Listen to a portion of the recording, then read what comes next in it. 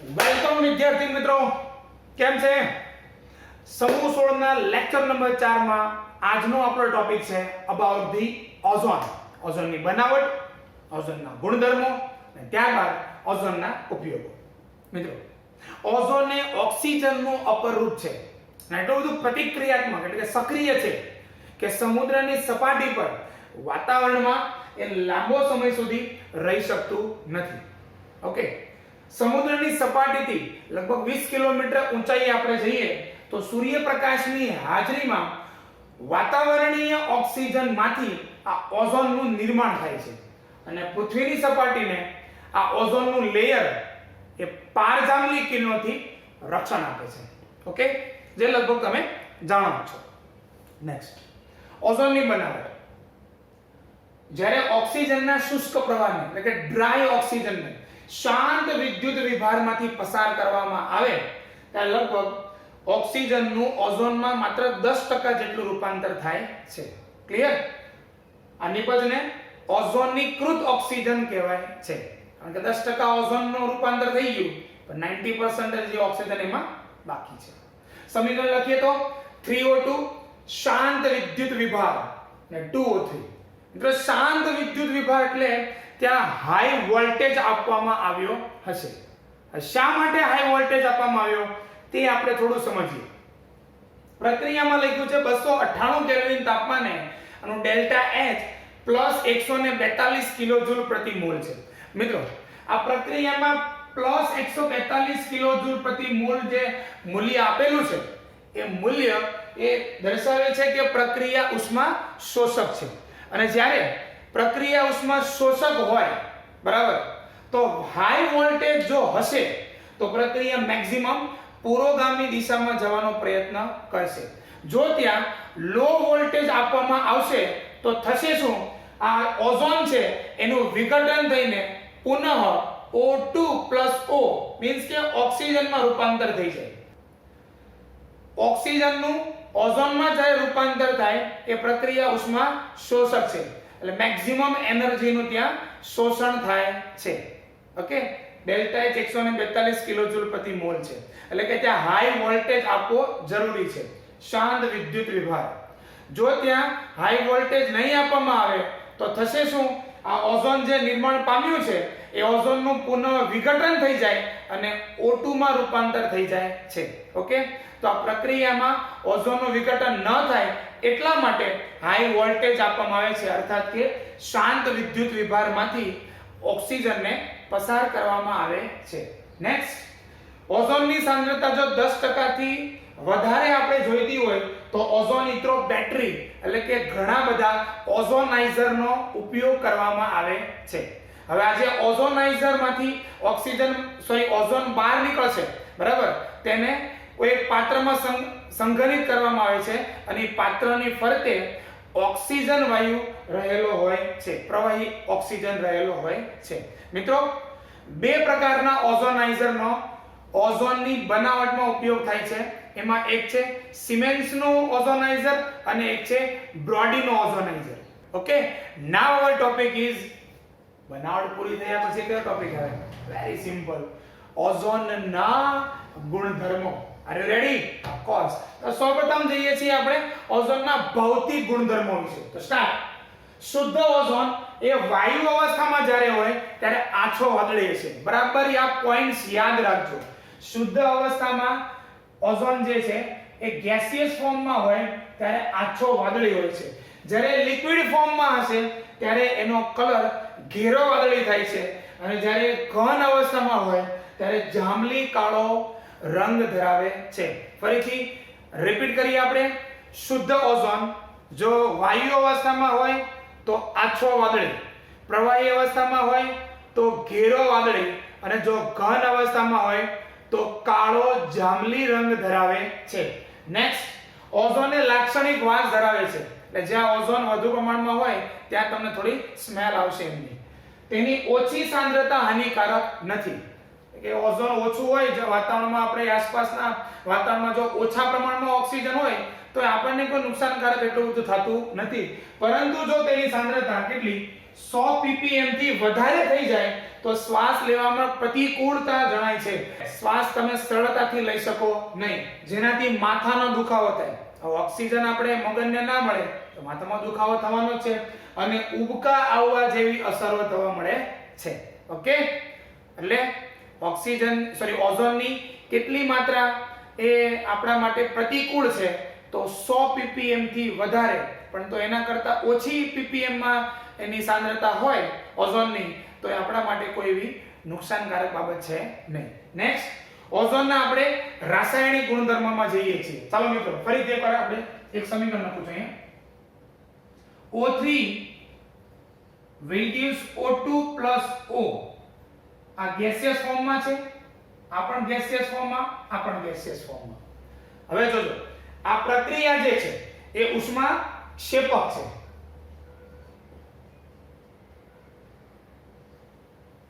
તો ઓઝોનનું નિર્માણ થવું એ ઉષ્મા શોષક પ્રક્રિયા છે, બરાબર, પરંતુ ઓઝોનનું વિઘટન થવું એ ઉષ્મા ક્ષેપક પ્રક્રિયા છે. એટલે કે ડેલ્ટા H એનું નેગેટિવ હશે. બીજું, અહીંયા ઓઝોન 1 મોલ તમે લ્યો તો એમાંથી O2 અણુનો 1 મોલ અને O પરમાણુનો 1 મોલ બને છે. મીન્સ કે ગેસના 1 મોલમાંથી અહીંયા ગેસના 2 મોલ બની ગયા. એક O2 અણુ અને એક O પરમાણુ. અર્થાત કે ગેસના મોલ વધ્યા, ઓઝોનનું વિઘટન થવાથી ગેસના મોલ વધે છે, જે દર્શાવે છે કે અહીંયા એન્ટ્રોપી પણ વધે છે. અર્થાત કે ડેલ્ટા H નું મૂલ્ય ધન છે. અહીંયા પ્રક્રિયા ઉષ્માક્ષેપક છે એટલે ડેલ્ટા H નું મૂલ્ય ઋણ છે અને 1 મોલ O3 માંથી 1 મોલ O2 + 1 મોલ O એટલે કે 2 મોલ ગેસ બને છે. અર્થાત એમાં એન્ટ્રોપી વધે છે, ડેલ્ટા H નું મૂલ્ય ધન છે. મિત્રો તમે જાણતા હશો ડેલ્ટા G બરાબર delta H minus T delta S, જેમાં ડેલ્ટા H નું મૂલ્ય અહીંયા નેગેટિવ છે, ડેલ્ટા S નું મૂલ્ય પોઝિટિવ હોય ત્યારે હંમેશા ડેલ્ટા G નું મૂલ્ય નેગેટિવ જ થાય. ખબર છે, ઉષ્માગતિશાસ્ત્ર ચેપ્ટરમાં તમે આ વસ્તુ ભણી ચૂક્યા છો. ફરીથી એકવાર, ડેલ્ટા H નેગેટિવ પ્રક્રિયા ઉષ્માક્ષેપક, delta S positive 1 mole O3 માંથી 2 મોલ નિપજ બને છે. ડેલ્ટા S પોઝિટિવ, જો આ નેગેટિવ વેલ્યુ હોય, આ પોઝિટિવ વેલ્યુ હોય તો હંમેશા ડેલ્ટા G નું મૂલ્ય કેવું મળે છે? ઋણ મળે છે. ક્લિયર? તેથી ઓઝોનની ઊંચી સાંદ્રતા ભયંકર વિસ્ફોટક હોઈ શકે છે. અર્થાત કે જો ઓઝોનનું વધારે પ્રમાણ અહીંયા હોય તો થશે શું? ડેલ્ટા G નું મૂલ્ય વધારે ઋણ થશે અને જો ડેલ્ટા G નું મૂલ્ય વધારે ઋણ હોય તો પ્રક્રિયા ઝડપથી પુરોગામી દિશામાં આગળ વધે છે. અર્થાત એવું કહી શકાય કે ઓઝોનનું વિઘટન ખૂબ જ ઝડપથી થાય અને જ્યારે ઓઝોન ખૂબ જ ઝડપથી વિઘટન પામે ત્યારે આ સમગ્ર પ્રક્રિયા એ વિસ્ફોટક હોય છે. ક્લિયર? સમજાઈ ગયું એકદમ પરફેક્ટ ને? ઓકે, તો નેક્સ્ટ ગુણધર્મમાં આપણે જઈએ છીએ. મિત્રો હમણાં આપણે જોયું કે ઓઝોન જે છે, બરાબર, એમાં તમે ઊર્જા એને મળે તો ઉષ્માક્ષેપક પ્રક્રિયા છે અને સરળતાથી શું થાય છે? O2 + O, આ જે O જે છે એને કહેવાય નવજાત ઓક્સિજન. બરાબર, નવજાત શિશુની વાત નથી ચાલતી, નવજાત ઓક્સિજનની વાત ચાલે છે. હવે નવજાત શિશુ હોય એ પણ કેટલું સક્રિય હોય. તમે નાના બાળકને બે જોયું હશે ને, તમારી આસપાસના શેરીમાં તમે રહેતા હશે બધા કોઈ, તો એ નાનું બાળકને તમે રમાડતા હો તો કેટલું બધું એક્ટિવ હોય છે. આમાં હાથમાં જ મળે, એ કન્ટિન્યુ પગ હલતા હોય, હાથ હલતા હોય, એ મોઢું હલાવતું હોય, થાકે જ નહીં. બરાબર ને? તો એને નવજાત શિશુ કેટલું સક્રિય હોય છે. તો એ રીતે અહીંયા તો નવજાત ઓક્સિજન મુક્ત થયો તો ઓબ્વિયસલી આ જે ઓક્સિજન જે છે, બરાબર, એ ખૂબ જ સક્રિય છે.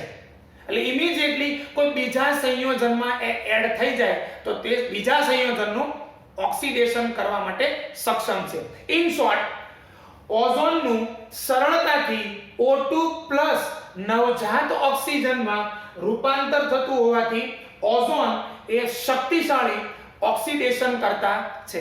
બરાબર છે? દાખલા તરીકે આ છે PbS. ઓકે, તો PbS માં ઓઝોનનો ઉમેરવામાં આવે તો થશે શું? PbS નું લેડ સલ્ફેટમાં ઓક્સિડેશન થાય. કઈ રીતે મિત્રો? અહીંયા સલ્ફરનો ઓક્સિડેશન કેટલો આપેલો છે -2, જ્યારે PbSO4 માં સલ્ફરનો ઓક્સિડેશન કેટલો છે +6. તો તમે જોઈ શકો છો અહીંયા ઓક્સિડેશન -2 માંથી +6 થયો, અર્થાત કે સલ્ફરનું ઓક્સિડેશન થયું. ક્લિયર? યાદ રાખજો, એક્ઝામમાં પૂછી શકાય છે PbS નું ઓઝોન વડે શેમાં રૂપાંતર થાય છે? વેરી સિમ્પલ, PbSO4, અને પુનઃ O2 વાયુ તો એમાં મુક્ત થશે જ. નેક્સ્ટ એ જ રીતે છે I-. સી એક્ઝામમાં એવું જરૂરી નથી કે I- આપેલું હોય, એવું પણ આપેલું હોય Ki, બરાબર છે. તો પોટેશિયમ આયોડાઇડ નું જલીય દ્રાવણ, અર્થાત એ લખેલું છે I- નું જલીય દ્રાવણ માં ઓઝોનની પ્રક્રિયા થશે તો I- નું રૂપાંતર થશે I2 માં. બરાબર? અહીંયા બેલેન્સિંગ માટે હું અહીંયા 2 લખું છું. તો અહીંયા જો તમે એક I- નો, આ બે ભૂલી જાઓ, એક I- નો ઓક્સિડેશન કેટલો છે -1, અને બે I નો ગણવામાં આવે તો -2 થશે. તો -2 ઓક્સિડેશન હતો આયોડીન નો ટોટલ, એમાંથી કેટલો થઈ ગયો 0 થઈ ગયો, એટલે ઓક્સિડેશન આંકમાં વધારો થાય છે. અને કોઈ પ્રક્રિયામાં ઓક્સિડેશન આંકમાં વધારો થતો હોય તે ઓક્સિડેશન પ્રક્રિયા છે એવું સાબિત થાય છે. ઇન શોર્ટ, ઓઝોન એ પ્રબળ ઓક્સિડેશન કરતા છે, અને આથી લેડ સલ્ફાઇડ PbS નું લેડ સલ્ફેટમાં ઓક્સિડેશન કરે છે, અને આયોડાઇડ એટલે કે I- નું I2 માં ઓક્સિડેશન કરે છે. ઓકે, નેક્સ્ટ ગુણધર્મ છે મિત્રો, ઓઝોન જ્યારે બોરેટ બફર દ્વારા બફર યુક્ત બનાવેલા Ki ના વધુ પડતા દ્રાવણ સાથે પ્રક્રિયા કરે છે ત્યારે આયોડીન મુક્ત થાય છે. ફરીથી, Ki નું વધુ પડતું દ્રાવણ છે, અને આ દ્રાવણમાં શું નાખેલું છે? બોરેટ બફર, જેની pH છે 9.2. તો આ બોરેટ બફર દ્રાવણ જેની pH છે 9.2, આ બોરેટ બફરથી બફરયુક્ત બનાવેલા Ki ના વધુ પડતા દ્રાવણમાં જ્યારે ઓઝોન વાયુ ઉમેરાય છે ત્યારે Ki છે એટલે ફરીથી એમાં I- તો છે જ, તો I-1 નું I2 માં ઓક્સિડેશન થશે, મીન્સ કે ત્યાં આયોડીન મુક્ત થાય. ક્લિયર? Okay, next. હવે આ જે મુક્ત થયેલ I2 છે એને અનુમાપન કરવાનું છે સોડિયમ થાયોસલ્ફેટ Na2S2O3 ના દ્રાવણ વડે. આ મુક્ત થયેલા I2 નું આપણે અનુમાપન કરવાનું છે, અને આ પદ્ધતિ જે છે એ O3 ના માપન માટેની જથ્થાત્મક પદ્ધતિ છે. એના દ્વારા ઓઝોનનો જથ્થો તમે માપી શકો છો. ક્લિયર? હજી રાસાયણિક ગુણધર્મ બાકી છે, પણ પહેલા આ દરેક બાબતોને તમે સારા અક્ષરે નોટમાં લખી લો.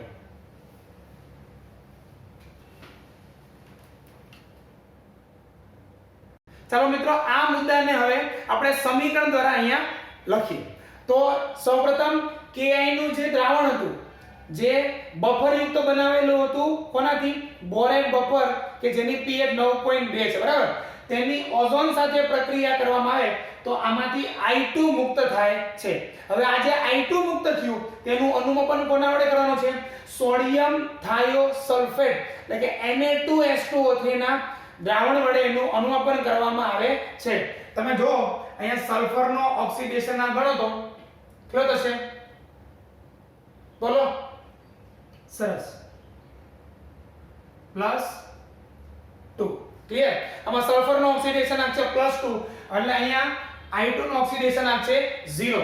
તો શું થશે? હવે આ I2 નું રૂપાંતર થશે અહીંયા -1, એટલે કે આયોડીન નું શું થયું? અહીંયા રિડક્શન થયું, અને આ જે થાયોસલ્ફેટ S2O3 -2 હતું એમાં સલ્ફરનું ઓક્સિડેશન થઈને શું બને છે? અહીંયા +6 ઓક્સિડેશન પ્રાપ્ત થાય છે. ઓકે, અને આ રીતે આપણે મુક્ત થયેલા આયોડીનનું અનુમાપન કરી શકીએ છીએ. ક્લિયર? પરફેક્ટ સમજાય છે? Okay, next. નાઇટ્રોજનના ઓક્સાઇડમાં ખાસ કરીને નાઇટ્રિક ઓક્સાઇડ એટલે કે NO ગેસ એ ઓઝોન સાથે ખૂબ જ પ્રતિક્રિયાત્મક છે. હા, ઓઝોન જેવો દેખાય તો તેની પ્રક્રિયા કરી નાખે. જો સમીકરણ લખેલું છે NO gas O3 gas will gives NO2 O2. હવે સુપરસોનિક જેટ વિમાન જે ખૂબ ઊંચે સુધી જાય છે તેના એક્ઝોસ્ટ, બરાબર? એક્ઝોસ્ટ એટલે ખબર છે ને, આપણે ગાડીમાં પેલો આવે ને સાયલેન્સર, બરાબર, જેમાંથી બધા નકામા ગેસ બહાર નીકળે, તે રીતે સુપરસોનિક જેટ વિમાનનું જે એક્ઝોસ્ટ છે એમાંથી કયો વાયુ બહાર નીકળે છે? NO, નાઇટ્રિક ઓક્સાઇડ વાયુ બહાર નીકળે છે. હવે બહુ ઉપર જતું હોય સુપરસોનિક જેટ વિમાન તો ત્યાં તે ઓઝોનનું લેયર આવી જવાનું છે. ઓઝોનના લેયરમાં ઓઝોન સાથે પ્રક્રિયા કરે અને શું થઈ જાય? O3 માંથી O2 બની જાય. મીન્સ કે તે જગ્યાએ ઓઝોનના સ્તરનું ક્ષયન થાય છે. ક્લિયર? તો આ એક નુકસાનકારક બાબત છે. Okay, next. હવે ઓઝોનનું જે ક્ષયન થાય છે એની માટે ખાલી આ નાઇટ્રિક ઓક્સાઇડ વાયુ જવાબદાર નથી, પણ તમે બધા જાણો છો એમની માટે એક બીજો જવાબદાર પરિબળ છે ફ્રીઓન, અથવા બોલ ફ્રીઓન. ક્લિયર? અને આ ફ્રીઓનનો ઉપયોગ ક્યાં થાય છે? વાયુ વિરય, એરોસોલ સ્પ્રેમાં. સ્પ્રે યુઝ કરીએ કે નહીં? તો એ સ્પ્રેમાં, અને બીજું છે પ્રશીતકો, એસી, ફ્રીજ, એમાં કુલિંગ કરવા માટે આ ફ્રીઓનનો બહોળા પ્રમાણમાં ઉપયોગ થાય છે. ઓકે, અને તમે જાણો છો 10મા ધોરણમાં તમે ભણી ગયા છો કે એક CFC એટલે કે ક્લોરોફ્લોરોકાર્બન ફ્રીઓનનો એક અણુ એ 10 લાખ ઓઝોનના અણુનું ક્ષયન કરે છે. ઓકે, તો આ રીતે ફ્રીઓન પણ એ ઓઝોનના સ્તરના ક્ષયન માટે મુખ્ય જવાબદાર પરિબળ તમે ગણી શકો. ઓકે, નેક્સ્ટ હવે જઈએ છીએ મિત્રો ઓઝોનના અણુમાં. આમ તો તમે જોવા જાવ ઓઝોનનું structure O double bond O અને O single bond O. Okay, generally આ સવર્ગ સહસંયોજક બંધ હોય છે. ક્લિયર? હવે તમે જોવા જાવ તો એક અહીંયા દ્વિબંધ છે અને એક અહીંયા સિંગલ બોન્ડ છે. તો બંને O બોન્ડ O બંધ લંબાઈ જુદી જુદી હોવી જોઈએ ને? સમજાય છે? ઓઝોનના સ્ટ્રક્ચરલ ફોર્મ્યુલામાં ડબલ બોન્ડ O અને સિંગલ બોન્ડ O, તો બંને બંધ લંબાઈ OO એ કેવી હોવી જોઈએ? જુદી જુદી હોવી જોઈએ. પરંતુ જોવા શું મળ્યું છે કે ઓઝોન અણુમાં બંને O બોન્ડ O બંધ લંબાઈ સમાન છે. કેટલી? 128 પાઇકોમીટર, અથવા તો બોલી શકાય 1.278 એંગસ્ટ્રોમ. હવે શા માટે? એનું કારણ પણ તમે ઓલરેડી ધોરણ 11 માં રાસાયણિક બંધન ચેપ્ટરમાં ભણી ચૂક્યા છો, અને કારણ છે સંસ્પંદન. મિત્રો O3 છે એમાં સંસ્પંદન થશે એટલે અહીંયા જે સવર્ગ સહસંયોજક ની સિંગલ બોન્ડ છે અહીંયા શિફ્ટ થાય, ડબલ બોન્ડ અહીંયા શિફ્ટ થશે. ક્લિયર? અને આથી તેનું સંસ્પંદન સંકૃત બંધારણ શું છે? ઓકે, રેઝોનન્સ હાઇબ્રિડ બંધારણ એનું આડી દોરી શકાય. OOO બોન્ડ અને અહીંયા આવશે dash dash dash dash dash dash. અને બંધ કોણ છે? 117 ડિગ્રી. મિત્રો આ જ સ્ટ્રક્ચરમાં ઘણીવાર એવું પણ આપેલું હશે કે અહીંયા ઓક્સિજન પાસે 3 લોન પેર છે. અહીંયા નેગેટિવ ચાર્જ આપેલો હશે અને અહીંયા પોઝિટિવ ચાર્જ આપેલો હશે, અને ત્યારબાદ સંસ્પંદનને કારણે આ નેગેટિવ ચાર્જ અહીંયા શિફ્ટ થશે અને ડબલ બોન્ડ અહીંયા શિફ્ટ થાય, જ્યારે અહીંયા પોઝિટિવ ચાર્જ શિફ્ટ થશે. બરાબર છે? પોઝિટિવ ચાર્જ આવશે. આ રીતે આ ઋણ વીજભાર જે છે એ આ બંને ઓક્સિજન ઉપર સંસ્પંદન પામે છે. ક્લિયર? તો આ રીતે મિત્રો આપણે ઓઝોનના રાસાયણિક ગુણધર્મો અને ભૌતિક ગુણધર્મો પૂરા કર્યા. સારા અક્ષરે નોટમાં લખી લો, અને ત્યારબાદ ઓઝોનના રાસાયણિક ગુણધર્મોમાં NCERT કરતા અલગ JEE અને NEET માટે કેટલાક અગત્યના ગુણધર્મો આપણે સમજવા છે. ઓકે, તો પહેલા આ તમે નોટમાં લખી લો.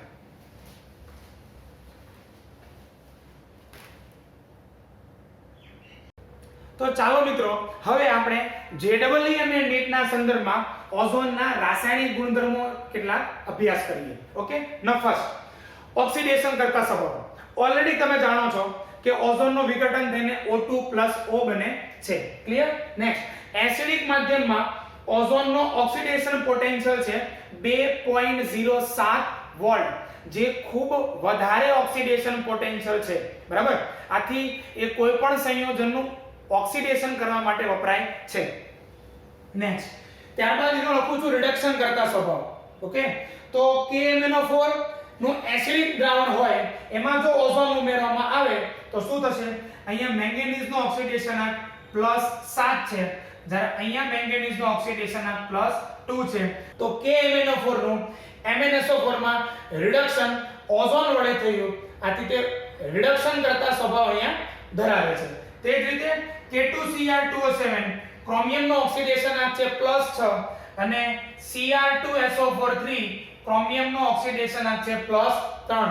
તો અહીંયા ક્રોમિયમ નું રિડક્શન થયું અને અર્થાત ઓઝોન એ પોતે રિડક્શન કરતા નેચર ધરાવે છે. Okay, clear?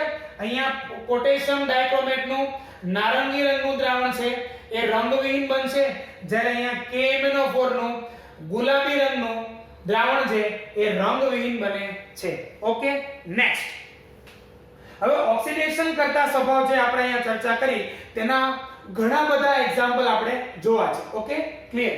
તો સ્ટાર્ટ કરીએ છીએ. પહેલા HCl નું ઓઝોન વડે Cl2 માં રૂપાંતર થશે. મિત્રો HCl માં Cl નો ઓક્સિડેશન આંક છે -1 અને સામે Cl2 અણુ એનો ઓક્સિડેશન આંક છે 0. તો HCl નું ઓક્સિડેશન થયું. તે જ રીતે Br નો ઓક્સિડેશન આંક છે -1 અને જો તેનું ઓક્સિડેશન કરવામાં આવે તો Br2 બને છે. અહીં બંનેમાં O2 તો મુક્ત થવાનો જ છે પ્લસ H2O પણ મુક્ત થાય છે. ક્લિયર? નેક્સ્ટ. ત્યારબાદ છે FeSO4 એટલે કે ફેરસ સલ્ફેટ નું એસિડિક દ્રાવણ હોય એનું જો ઓઝોન વડે આ ફેરસ સલ્ફેટ નું ઓક્સિડેશન થાય તો Fe+2 ઓક્સિડેશન આંક હતો તેનું ફેરિક એટલે કે Fe+3 માં ઓક્સિડેશન થાય છે.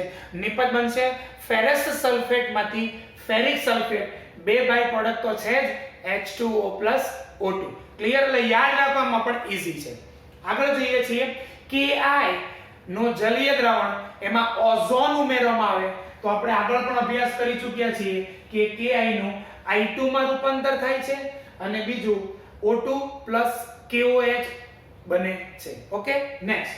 ત્યારબાદ આ બધા ગુણધર્મો કોમન છે. એમાં પહેલું છે આ NaNO2 જેનું નામ છે નાઇટ્રાઇટ એટલે કે સોડિયમ નાઇટ્રાઇટ. એનું રૂપાંતર શેમાં થયું? નાઇટ્રેટ. એટલે નાઇટ્રાઇટ નું નાઇટ્રેટ માં ઓક્સિડેશન કરે છે. મિત્રો આ નાઇટ્રોજન નો ઓક્સિડેશન આંક છે +3 અને આ નાઇટ્રોજન નો ઓક્સિડેશન આંક છે +5. તો શું થઈ ગયું? 3 માંથી 5. એ જ રીતે આ SO3 સલ્ફર નો ઓક્સિડેશન આંક છે +4 અને SO4 માં સલ્ફર નો ઓક્સિડેશન આંક છે +6.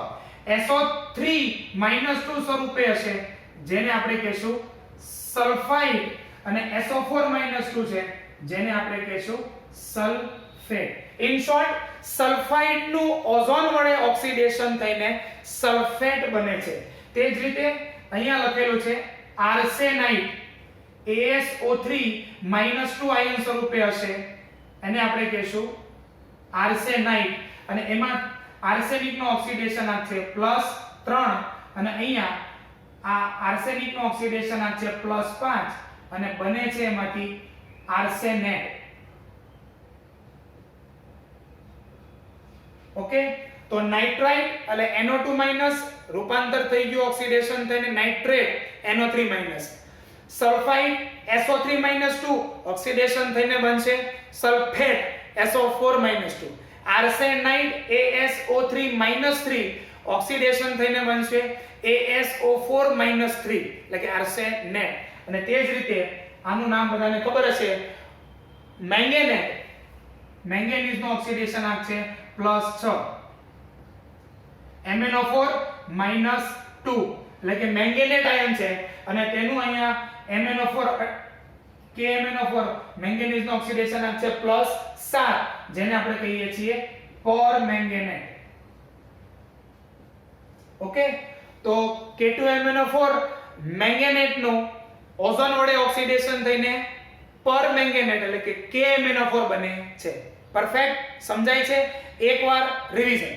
HCl Cl2 HBr Br2 ferrous sulphate નું ફેરિક સલ્ફેટ, ત્યારબાદ નાઇટ્રાઇટ નું નાઇટ્રેટ, સલ્ફાઇડ નું સલ્ફેટ, આર્સેનાઇટ નું આર્સેનેટ અને મેંગેનેટ નું પરમેંગેનેટ. આ રીતે જો તમે શોર્ટમાં લખીને યાદ રાખો તો ઈઝીલી સરળતાથી તમે ગુણધર્મને યાદ રાખી શકો. નેક્સ્ટ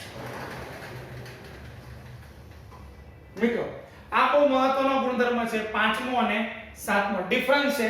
ભેજવાળો આયોડીન હોય, બરાબર, એનું જો ઓઝોન વડે ઓક્સિડેશન થાય તો HiO3 એટલે કે આયોડિક એસિડ, આયોડીનનો ઓક્સો એસિડ બને છે, ઓઝોન O2 વાયુ મુક્ત થાય. નેક્સ્ટ, પરંતુ જો I2 શુષ્ક હોય, ત્યાં H2O નથી, બરાબર, તો શુષ્ક I2 ની ઓઝોન સાથે પ્રક્રિયા થાય તો I4O9 ઓકે નામનો ઘન પદાર્થ બને છે અને ઓક્સિજન વાયુ મુક્ત થાય. આ બે ડિફરન્સ યાદ રાખજો, MCQ માં પૂછાઈ શકે. નેક્સ્ટ, હવે આગળ જઈએ છીએ. ભેજયુક્ત આયોડીન હોય તો આયોડીનનો ઓક્સો એસિડ આયોડિક એસિડ બને છે. તો તે જ રીતે જો ભેજયુક્ત સલ્ફર હોય તો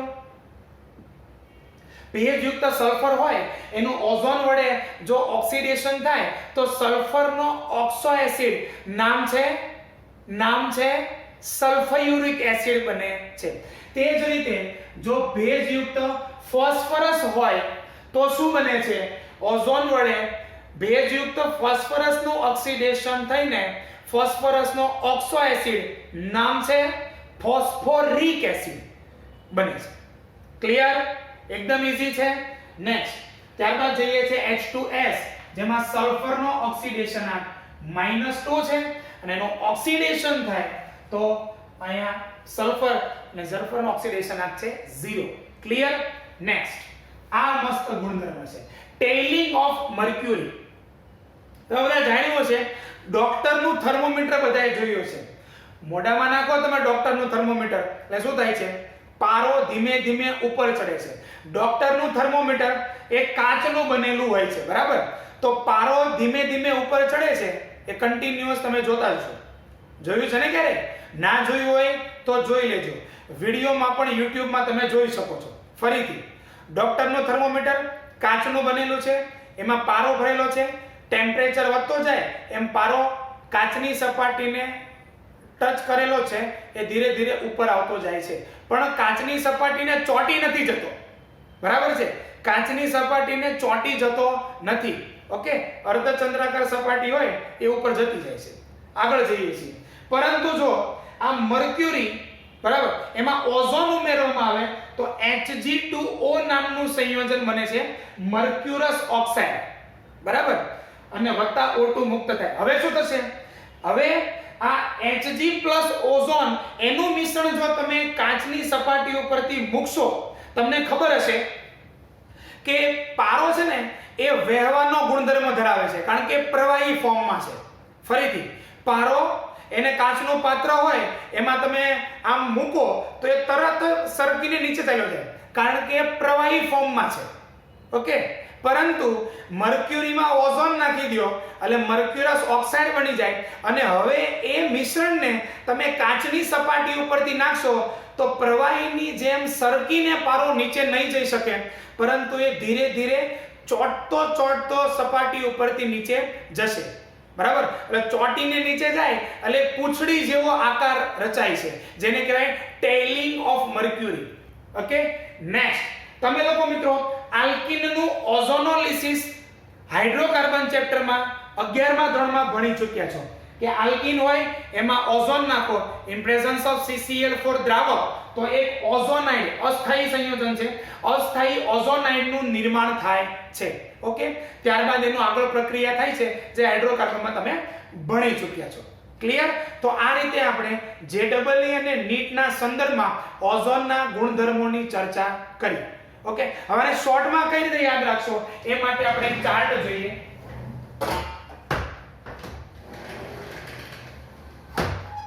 ઓકે મિત્રો, આ ઓઝોન છે. બધી નિપજો બનશે એમાં ઓક્સિજન વાયુ મુક્ત થાય છે. ક્લિયર? ઓઝોનમાંથી O2 વાયુ તો મુક્ત થાય જ છે. હવે જો તમે HCl અને HBr કન્ટિન્યુ લાઈનમાં બોલતા જશો, HCl અને HBr લેશો તો નિપજ મળશે Cl2 અને Br2 અનુક્રમે. જો તમે ફેરસ સલ્ફેટ Fe+2 લેશો તો ફેરિક સલ્ફેટ Fe+3 બની જાય.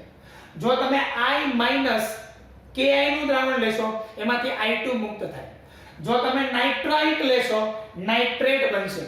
જો તમે સલ્ફાઇટ લેશો સલ્ફેટ બનશે. આર્સેનાઇટ લેશો આર્સેનેટ બનશે. ક્લિયર? નેક્સ્ટ, ભેજયુક્ત આયોડીન, ભેજયુક્ત સલ્ફર અને ભેજયુક્ત ફોસ્ફરસ લેવામાં આવે તો એના ઓક્સો એસિડ અનુક્રમે iodic acid HiO3 sulphuric acid H2SO4 phosphoric acid H3PO4 બને છે. નેક્સ્ટ, શુષ્ક આયોડીન હોય તો I4O9 નામનો ઘન સંયોજન બને છે. H2S માંથી સલ્ફર અને મર્ક્યુરીની ઓઝોન સાથે પ્રક્રિયા થાય તો Hg2O એટલે કે મર્ક્યુરસ ઓક્સાઇડ બને છે, જેને આપણે ટેલિંગ ઓફ મર્ક્યુરી કહીએ છીએ. તો આ રીતે મિત્રો આપણે ઓઝોનના રાસાયણિક ગુણધર્મો અને ભૌતિક ગુણધર્મો વિથ JEE નીટ સંપૂર્ણપણે પૂર્ણ કર્યા છે. ઓકે, સારા અક્ષરે આ દરેક ગુણધર્મો નોટબુકમાં લખી લેજો. ક્લિયર? તો ચાલો મિત્રો હવે ઓઝોનની લાસ્ટ થિયરી ભણીએ છીએ, the uses of the ozone.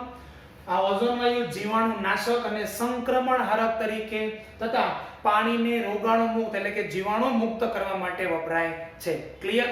Next, તે તેલ, હાથીદાંત, લોટ, સ્ટાર્ચ વગેરેની વિરંજન પ્રક્રિયા એટલે કે બ્લીચિંગ પ્રક્રિયામાં બ્લીચિંગ એજન્ટ તરીકે વપરાય છે. મિત્રો તમે જાણો છો ઓઝોનનું વિઘટન થઈને O2+O બને છે. આ જે O છે નવજાત ઓક્સિજન એ ખૂબ જ સક્રિય હોય છે અને તે જો કોઈ રંગીન પદાર્થ સાથે સંયોજાય તો એ રંગવિહીન પદાર્થમાં રૂપાંતર પામે છે, જેને બ્લીચિંગ પ્રક્રિયા કહેવાય છે. ક્લિયર? અને લાસ્ટ, KMnO4 ના ઉત્પાદનમાં ઓક્સિડેશન કરતા તરીકે વપરાય છે. હમણાં આપણે ઓઝોનના જે રાસાયણિક ગુણધર્મો જે જોયા એમાં K2MnO4 નું ઓઝોન વડે જો ઓક્સિડેશન થાય તો KMnO4 બનતું હતું. મીન્સ કે KMnO4 બન્યું, એના ઉત્પાદનમાં ઓઝોન એક ઓક્સિડેશન કરતા તરીકે વપરાય છે. તો આ રીતે મિત્રો આજે આપણે સંપૂર્ણપણે ઓઝોનની વાટ લગાડી દીધી. ઓઝોનની પાછળ પડી ગયા આપણે તો એમ જ કહેવાય. તો ઓઝોનની બનાવટ જોઈ, ઓઝોનના ગુણધર્મો જોયા, પાછા એમાં NCERT પ્લસ 3 બોર્ડ ભરીને પાછા એમાં JEE નીટના એના એક્સ્ટ્રા ગુણધર્મો જોયા અને છેલ્લે એકદમ આસાન ઓઝોનના ઉપયોગો આપણે ભણ્યા. ઓકે, આશા રાખું છું કે દરેક બાબતો તમારા માઇન્ડમાં ઉતરી હશે. એક બે વાર રિપીટ કરીને આ દરેક બાબતોને બરાબર સમજો અને નોટમાં સારા અક્ષરે લખી લેજો. Okay, bye bye.